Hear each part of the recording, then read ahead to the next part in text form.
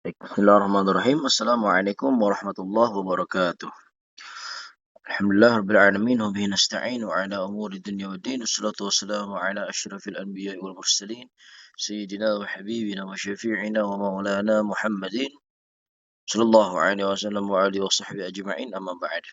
Alhamdulillah, pada kesempatan kali ini saya ingin mempresentasikan terkait proposal penelitian saya yang berjudul Strategi Pengkaderan Santri di Pondok Pesantren Riyadul Huda Ciawi. Yang dimana oleh saya sendiri, Muhammad Ramdhani, Maha Murid dari semester 5 Karyawan STIT Insan Kamil Bogor. Oke. Baik. Latar belakang dan fokus penelitian. Nah, kita masuk pada bab 1, yaitu pendahuluan. Ya, latar belakang pendidikan agama Islam di Indonesia memiliki peran yang sangat penting dalam mencetak generasi yang tidak hanya cerdas secara intelektual, tapi juga memiliki kecerdasan dan kedalaman spiritual juga. Ya, salah satu lembaga yang berperan penting dalam hal tersebut, dalam mendidik dan mengembangkan hal tersebut, yaitu pondok pesantren. Ya, sebagai lembaga yang berbasis agama, ya pesantren juga memiliki tujuan mulia untuk mencetak santri yang tidak hanya mahir dalam ilmu agama, tapi juga memiliki karakter yang kuat, kemampuan kepemimpinan, dan mampu memberikan kontribusi positif bagi masyarakat. Ya, pendidikan bagi para santri secara khusus bertujuan untuk mengkader calon-calon ulama muda. Ya, ulama muda yang memiliki integritas yang tinggi, menguasai aspek-aspek keilmuan Islam. Maka ada suatu program dari Majelis Ulama Indonesia, yaitu pendidikan dasar ulama, yang dimana program MUI ini saya tidak akan membahas bagaimana MUI-nya, tapi targetnya di sini yang pada Majelis Ulama Indonesia yaitu menyasar daripada pondok pesantren. Ini menjadi wadah yang memang sangat-sangat strategis sekali ya. Apalagi pesantren kan kita bisa bicara, kalau kita bicarakan kan udah lama sekali ya. MUI dan pesantren itu lebih dahulu pesantren seperti itu. Maka alhamdulillah MUI ya ada yang namanya program seperti ini yang menyasar daripada pondok pesantren untuk membantu menguatkan kayak seperti itu.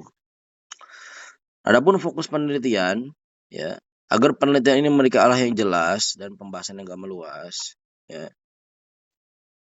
Strategi pengkaderan ulama dalam membekali kompetensi pribadian, akademik dan profesional dalam pendidikan dasar ulama di Pondok Pesantren Al-Huda, Kecamatan Ciawi. Nah, strategi pengkaderan pada penelitian ini adalah strategi pengkaderan yang diterapkan dalam membekali kompetensi keulamaan, ya, keilmuan para santri. Nah, kompetensi ulama yang dikaji itu meliputi kompetensi kepribadian, kompetensi akademik, dan juga profesional. Dan yang poin selanjutnya, pendidikan dasar ulama yang diteliti yang diselenggarakan di Pondok Pesantren Riyadul Huda Ciawi, Kabupaten Bogor. Nah, untuk rumusan masalahnya ya.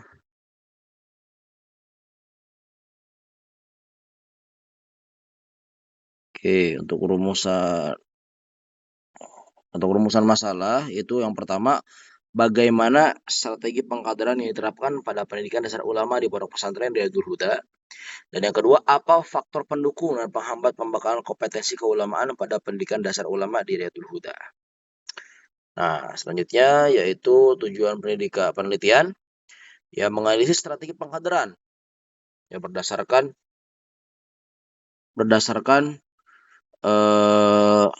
unsur-unsur strategi pengkaderan ulama yang diterapkan pada pendidikan ulama di pesantren Riyadul Huda Ciawi. Yang kedua, mendeskripsikan faktor pendukung dan penghambat pembekalan kompetensi keulamaan pada pendidikan dasar ulama di pesantren Riyadul Huda Ciawi. Nah, adapun manfaatnya ya, ini menambah kepustakaan dalam dunia pendidikan ya, baik secara praktik juga ini akan menambah bagi saya pribadi khususnya ini menjadi syarat untuk memenuhi kewajiban saya juga tugas sebagai mahamurid.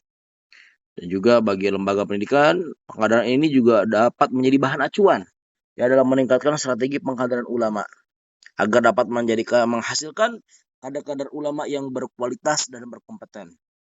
Ya, dan mungkin bagi pembaca juga penelitian ini dapat menjadi pengetahuan dan salah satu rujukan untuk memperkaya keilmuannya. Baik. Selanjutnya, kajian pustaka. Kajian pustaka, ya ini kita masuk ke bab 2, ya. Pengertian pengkaderan santri. Nah, pembentukan generasi penerus, penguatan karakter dan keterampilan, dan mencetak pemimpin di masa depan. Nah, pengertian pengkaderan santri, pengkaderan santri merupakan proses pembentukan generasi penerus yang memiliki nilai-nilai agama, moral, dan kepemimpinan yang kuat. Pengkaderan ini tidak hanya mencakup aspek pendidikan agama, tapi juga pembangunan karakter dan keterampilan sosial di masyarakat khususnya ya. Pondok pesantren sebagai lembaga pendidikan Islam memiliki peran penting dalam pengkaderan santri untuk mencetak pemimpin di masa depan yang berbasis agama dan juga sosial. Jadi agama dalam urusan akhirat dapat, dalam urusan dunianya, sosial bermasyarakat juga dapat. Ya menurut seorang penulis ya, kalau tidak salah Azra ini, pengkaderan di pondok pesantren adalah salah satu usaha untuk membentuk generasi yang tidak hanya menguasai ilmu agama tapi juga berkarakter dan memiliki kompetensi di bidang sosial dan kepemimpinan. Ya, proses ini pada penguatan identitas dan kompetensi santri agar mampu berkontribusi di masyarakat. Selanjutnya, ya pondok pesantren sebagai lembaga pengkaderan. Nah, pondok pesantren juga yaitu lembaga pendidikan yang memiliki ciri khas dalam menyelenggarakan pendidikan keagamaan secara intensif. Ya, di samping itu pesantren juga berfungsi sebagai lembaga pengkaderan untuk membentuk pribadi-pribadi yang berkualitas dalam aspek agama, ya moral dan kepemimpinan pesantren. Yang dikenal dengan sistem pendidikan yang lebih holistik. Ya. Mengintegrasikan pembelajaran agama dengan pembangunan karakter dan keterampilan kepemimpinan. Selanjutnya,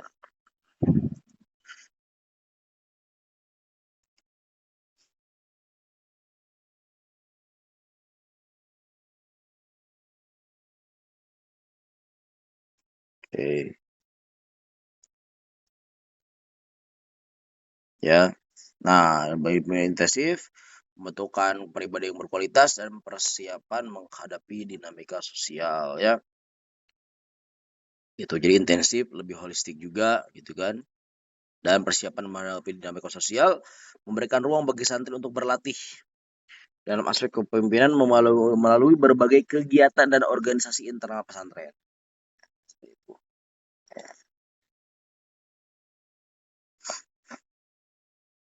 Oke, selanjutnya teori kepemimpinan dalam pengkaderan santri. Oke, teori kepemimpinan yang pertama ya ada teori kepemimpinan transformasional. Teori kepemimpinan transformasional menekankan bahwa pemimpin yang baik mampu menginspirasi dan memotivasi pengikutnya untuk mencapai tujuan yang lebih tinggi dengan cara yang positif. Bas dan Avolio dalam tahun 1994 mereka berdua mengatakan dalam bukunya Transformational Leadership mengatakan bahwa pemimpin transformasional memiliki visi yang jelas dan dapat mengubah sikap serta perilaku pengikutnya menjadi lebih produktif dan berdedikasi. Ya, dalam konteks pesantren, pemimpin seperti kiai harus mampu memberikan motivasi dan arahan yang kuat kepada santri untuk berkembang dalam berbagai aspek kehidupan.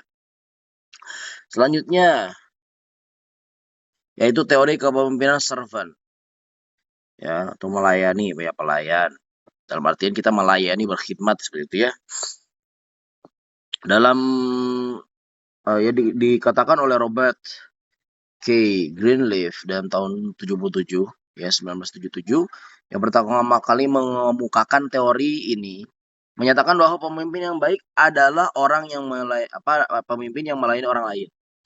Pemimpin yang melayani tidak hanya memimpin tetapi juga membantu orang lain untuk tumbuh dan berkembang. Dalam pengajaran santri, kiai atau pemimpin pesantren diharapkan untuk menempatkan kepentingan santri sebagai prioritas utama, membantu mereka dalam mengembangkan diri, baik dalam hal ilmu pengetahuan maupun dalam aspek sosial. Yang ketiga yaitu teori kepemimpinan partisipatif.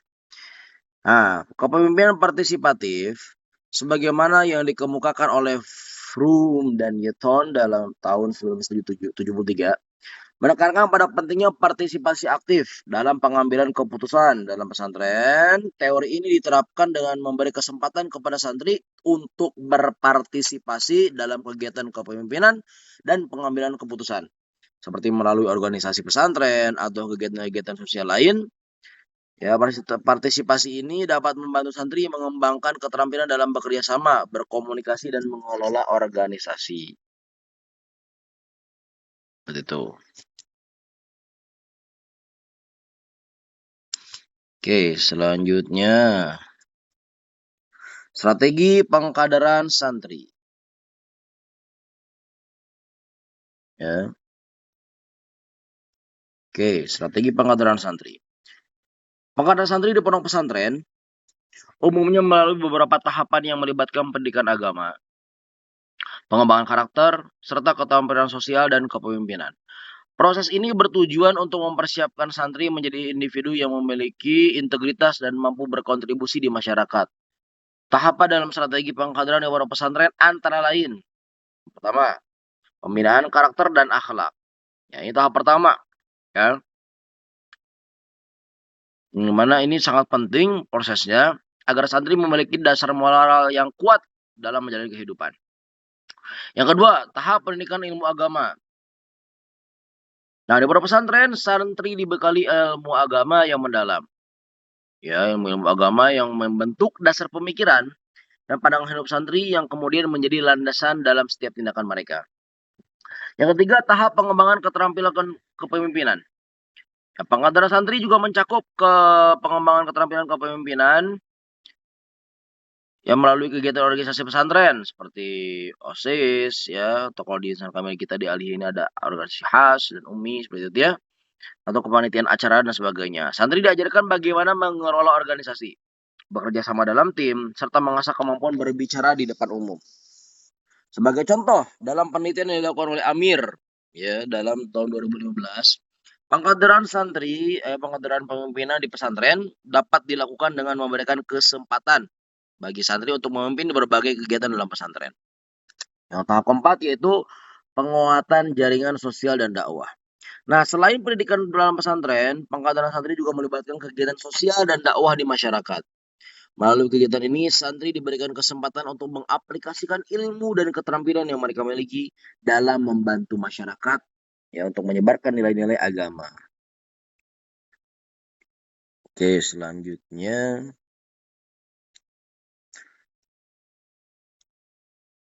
Oke, lanjut. Pentingnya pengkaderan santri untuk masa depan bangsa. Ya, pokoknya di sini ada 3, ya, pemimpin yang berkualitas, tentang globalisasi dan agen perubahan. Nah, pengkaderan santri memiliki peran penting dalam membangun masa depan santri. Ya, dalam membangun masa depan bangsa.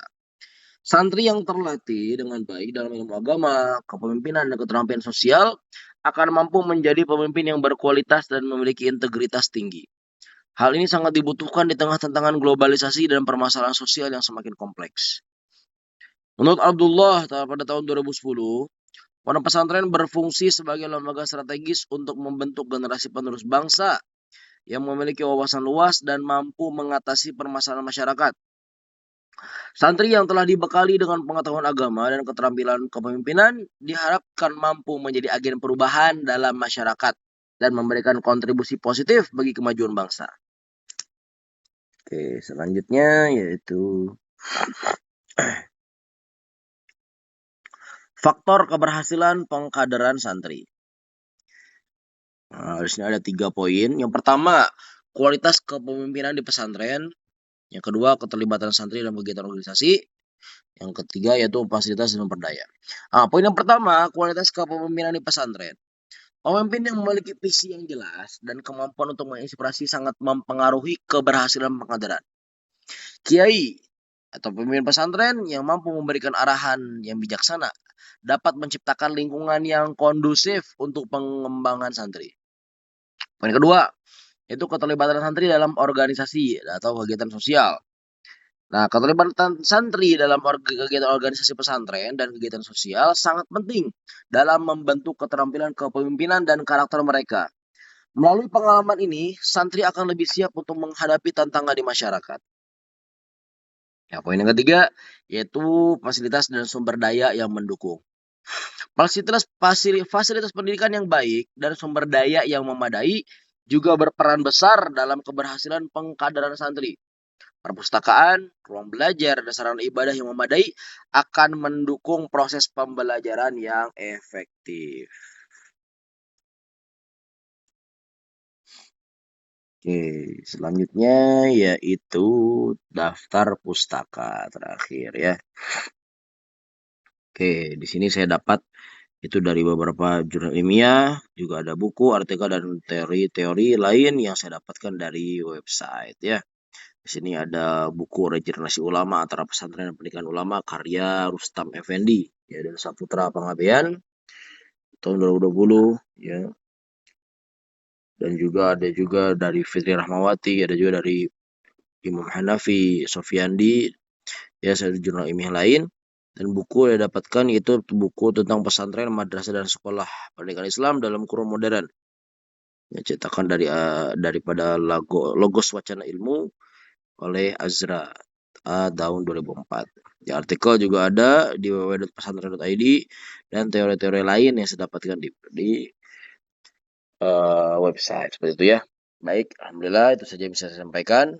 Mohon maaf atas segala kekurangannya. Sekian, wassalamualaikum warahmatullahi wabarakatuh.